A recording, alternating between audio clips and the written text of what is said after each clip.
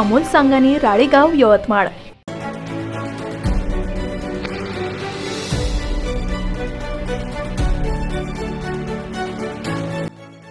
रायगाव तालुक्यातील वडकी ते खैरी गावापर्यंत पांदन रस्ता आहे। जिल्ह्यातील अनेक गावात पांदन रस्त्याची कामे झाली, पण हा रस्ता अजूनही न्यायाच्या प्रतीक्षेत आहे। या रस्त्यावर गावातील शेतकऱ्यांची सुमारे 500 एकर जमीन आहे, परंतु रस्त्याअभावी येथील शेतकरी त्रस्त असून शेतीच्या मशागतीची कामे खराब रस्त्यामुळे वेळेवर होऊ शकत नाही।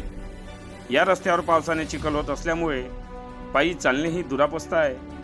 शेतमजूर या रस्त्यामुळे शेतात काम करणे टाळतात। शेतीच्या पिकाची काढणीसाठी मशीन जाणे कठीण असते। वेळेवर पिकाची काढणी न झाल्यामुळे शेतकरी हवालदिल होतो। वडकी ते खैरी पांदन हा कमी अंतराचा आणि खूप वर्षापूर्वीचा रस्ता आहे। नागरिकांना वडकी बाजारपेठेसाठी हा रस्ता सोयीस्कर होता, परंतु पावसाळी काळात हा मार्ग पूर्णतः बंद असतो। खराब रस्त्यामुळे आता नागरिकांनीही या रस्त्याने जाणे येणे टाळले आहे। देशातील विकास हा रस्त्यावर अवलंबून असतो, त्यासाठी देशात विविध प्रकल्प राबवून मोठमोठे रस्ते निर्माण होत आहे, परंतु ग्रामीण शेती अर्थव्यवस्था ही खेडी जोडणारी आणि शेती पांदन रस्ते झाल्याशिवाय पुढे येऊ शकणार नाही। पण नेते आणि अधिकाऱ्यांच्या नाकर्तेपणामुळे हे रस्ते अजूनही दुरावस्थेत आहे। या रस्त्याच्या मागणीसाठी त्या मार्गावरील शेतकऱ्यांनी अनेक वेळा निवेदने दिली, पण त्याला केराची टोपली दाखवली।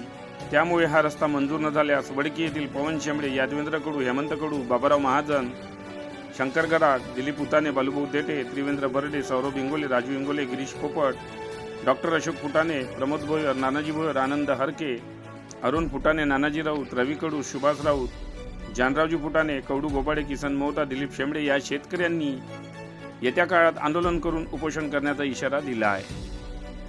बरेच वर्षापूर्वी या रोडचं खडीकरण झालं होतं। त्याच्यानंतर या रोडवरती शासन प्रशासनाला बरेच वेळा माहिती पुरवली आहे किंवा हा रोडची अवस्था कशी आहे। अतिशय दयनीय अवस्था आहे।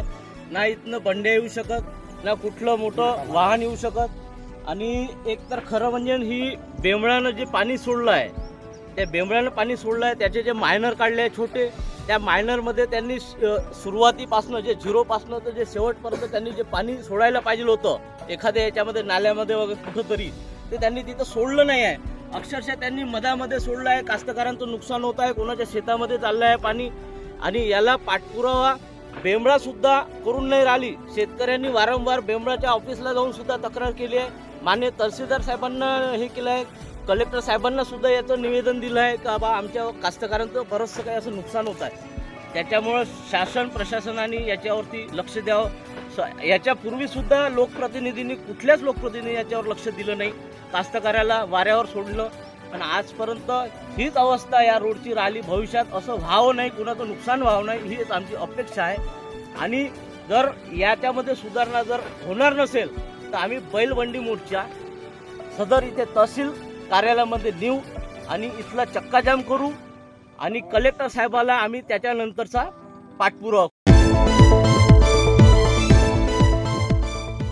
प्रश्न एकच आहे का बरेच वर्षापासून हे पांदन रस्त्याचं मागणी केली, पण शासनानं याच्याकडे दुर्लक्ष केलं आणि त्याच्यामध्ये बेंबळावाल्यांनी मायनर काढलेलं आहे, पण मायनर सुस्थितीत न काढल्यामुळे त्याच्यात भ्रष्टाचार झालेला आहे आणि ते मायनरनं निघालेलं पाणी पूर्ण शेतामध्ये येत आहे आणि त्याच पद्धतीनं रोडवर आलेलं आहे।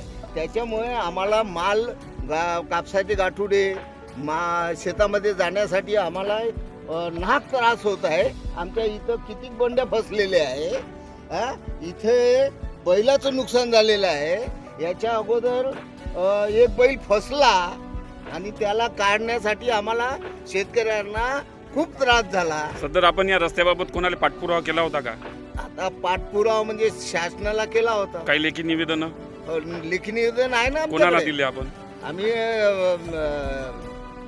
तहसीलदाराला दिलं एक आणि नाही आपला कलेक्टर साहेबाला। काय त्याच्याकडून काय माहिती आली? माहिती आलीच नाही ना, एकदम आचारसंहिता लागली। आचारसंहितेत काहीच म्हणत नाही। तर तुम्हाला असं वाटते का हा रोड झाला पाहिजे?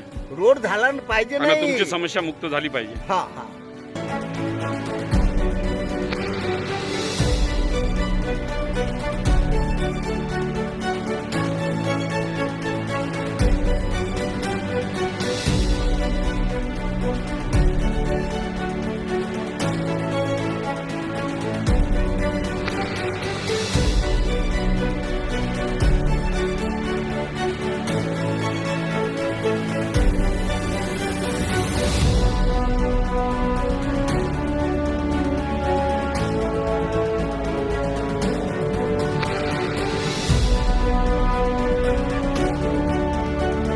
बातम्यांशी अपडेट राहण्याकरिता आजच आमच्या चॅनलला सबस्क्राईब करा आणि बेल आयकॉनवर क्लिक करा.